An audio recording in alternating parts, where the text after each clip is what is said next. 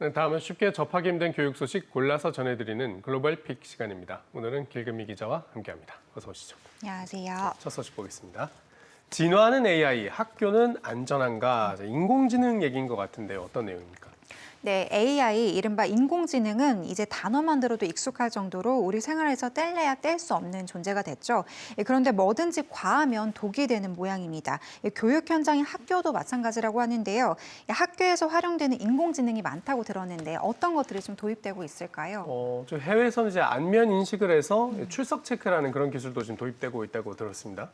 네, 코로나로 실제로 비대면 수업을 진행한 날이 많아지고 방역 등을 이유로 학교 출입에 대한 지침도 강화되면서 실제로 인공지능 기술은 다양한 범위에서 활용되고 있다고 하는데요. 문제는 가장 정확하고 세밀해야 할 인공지능 기술이 오히려 인종 편견 등 인지 오류를 불러내고 있다는 겁니다. 최근 미국에서 일어난 일인데요.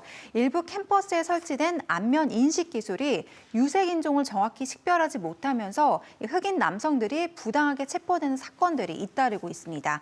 이 안면 인식 기술의 위험성을 알리기 위해 만들어진 한 학생 단체의 조사 결과를 보면요. 최근 개발된 알고리즘이 예측한 미래의 범죄를 저지를 가능성이 높은 이른바 위험평가 데이터에서 이 피고가 흑인일 경우 백인일 경우에 비해서 2배에 가깝게 미래의 범죄를 저지를 가능성이 높다고 나왔습니다.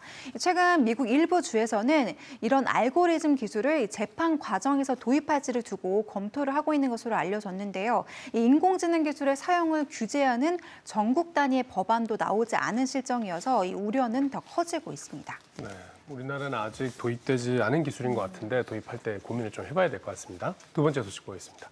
백인을 불편하게 만드는 책. 자, 인종차별 관련된 내용이 담긴 책인가 보죠. 네, 맞습니다. 미국 역사 교육을 논하는 과정에서 인종차별 이야기는 빠지지 않고 등장하는 주제죠. 이 테네시주에서 인종차별 내용을 담은 교과서 등이 사라질 위기에 처했습니다. 올여름 일부 학부모 단체가 테네시주 일부 지역의 학교 교육 과정이 반미, 반백인 교육을 포함하고 있어서 이 주법을 위반하고 있다고 주 교육부에 소장을 제출했기 때문인데요.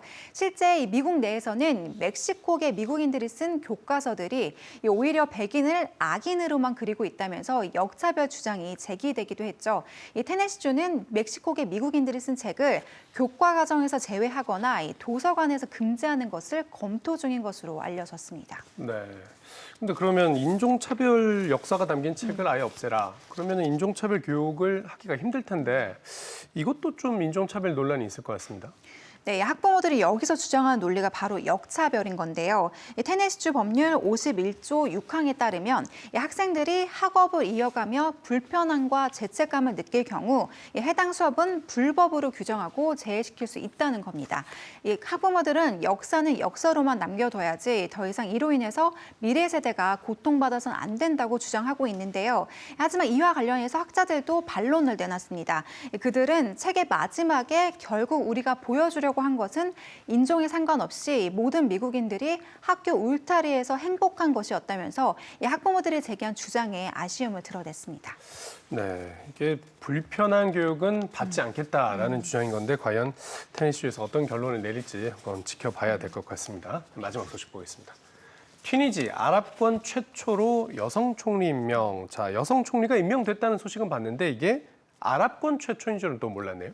네, 맞습니다. 남녀 차별 사상이 아직도 깊숙이 자리한 아랍권에서는 그야말로 파격적 인사라고 볼 수 있겠는데요. 이 튀니지가 총리 자리에 아랍권 최초로 여성 총리를 임명했습니다.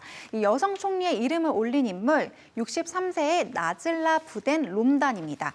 이 롬단은 고등교육부에서 근무한 이력이 있는데요. 이 튀니지 내에서는 교육 변화에 대한 기대도 큰 걸로 알려져 있습니다. 하지만 튀니지 정부 최근 기존 정권을 끌어낸 이후 의회 활동까지 중단시킨 쿠데타 정부로 이 세계의 이목을 끈 바 있죠. 그만큼 전국이 굉장히 혼란스러운 상황인데요. 이 튀니지는 특히 정치적 내분으로 수년간 경기 침체를 비롯해 심각한 재정 위기에 직면해 있는 상황입니다. 이 어려움을 극복하고 아랍권 최초의 여성 총리이자 또 함께 큰 발자취까지 함께 남길 수 있을지 계속해서 지켜봐야겠습니다. 네, 워낙 어려운 상황에 여성 총리가 돼가지고 최초라는 이름도 그렇지만 어려운 상황을 극복해야 된다는 것 때문에 어깨도 되게 무거울 것 같습니다. 길금 기자 오늘 말씀 잘 들었습니다.